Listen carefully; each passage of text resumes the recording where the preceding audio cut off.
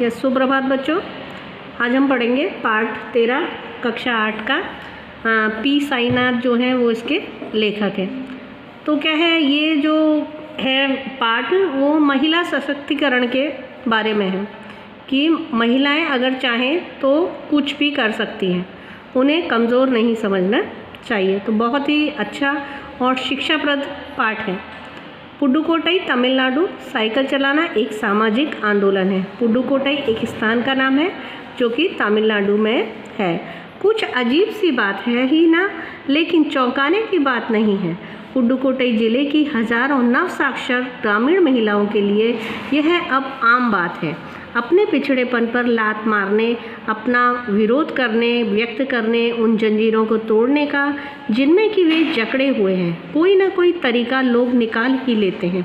कभी कभी ये तरीके अजीबोगरीब होते हैं। मतलब महिला सशक्तिकरण के रूप में इस गांव की जो महिलाएं थीं, पुडुकोट्टई जिले की जो महिलाएं थीं, उन्होंने पिछड़ेपन को दूर किया अपनी आगे साक्षर बन के। आगे वो आपको बताएंगे। भारत के सर्वाधिक गरीब जिलों में से एक है पुडुकोट्टई।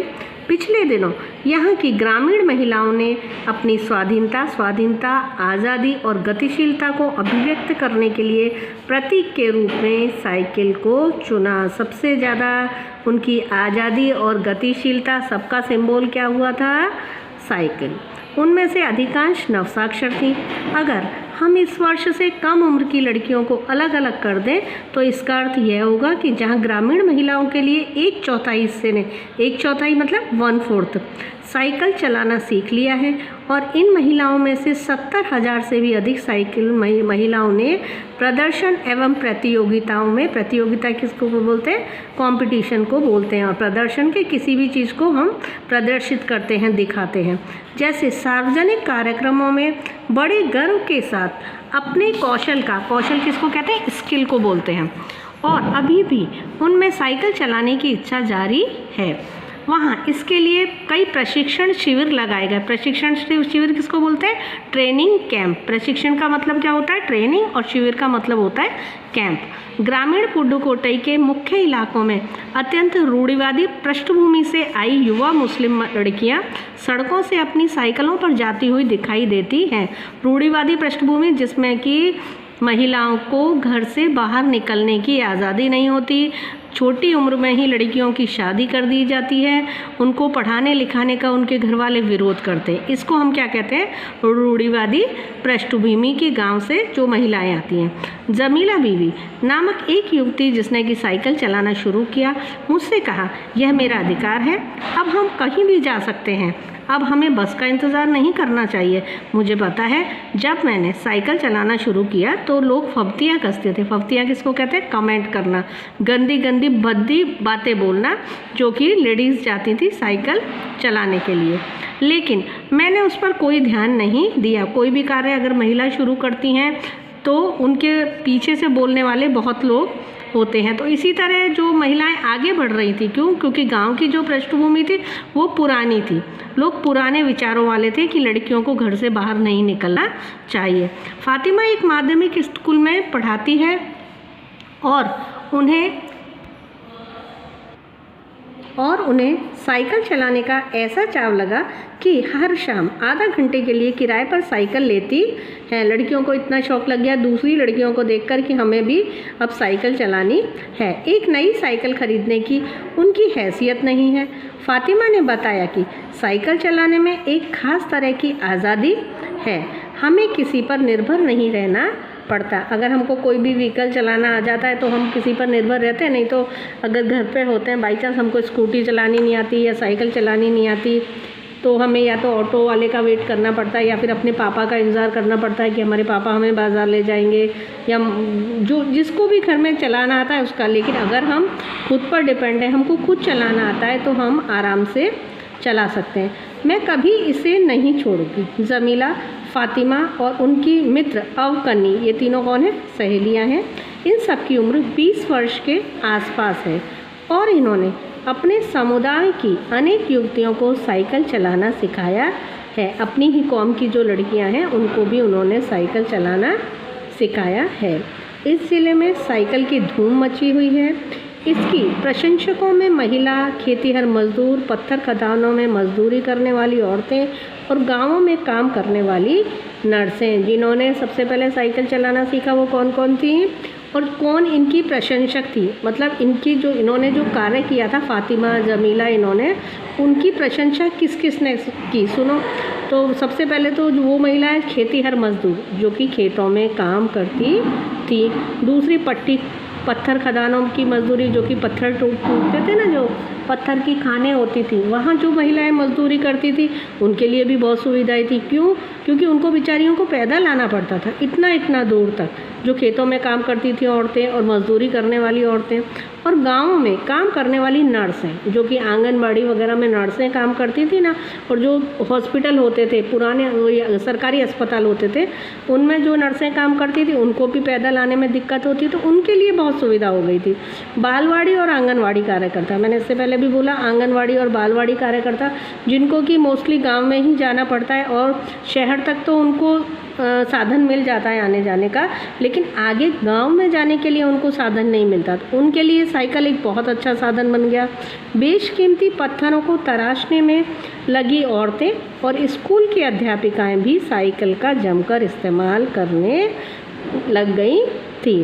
ग्राम सेविकाएं, क्योंकि जो ग्राम सेविका की पोस्ट पर लगी हुई होती हैं पद पर, और दोपहर का भोजन पहुंचाने वाली औरतें भी पीछे नहीं रही। बहुत सारी औरतें ऐसी थी कि जिनके कि पति बिना खाना लिए ही खेतों पर जाते थे, तो वो औरतें जो थी उनके लिए खाना लेकर जाती थी दोपहर में, क्योंकि सुबह सुबह इतना जल्दी खाना नहीं बन पाता था। तो उन औरतों के लिए भी अच्छा हो गया कि वो उनके पति जो मजदूर थे उनके लिए जो खाना लेके जाती थी ना, वो ले जा सकती थी। किससे? साइकिल पे। सबसे बड़ी संख्या उन लोगों की थी जो अभी नवसाक्षर हुई थी। नवसाक्षर मतलब नई नई पढ़ी हुई महिलाएं।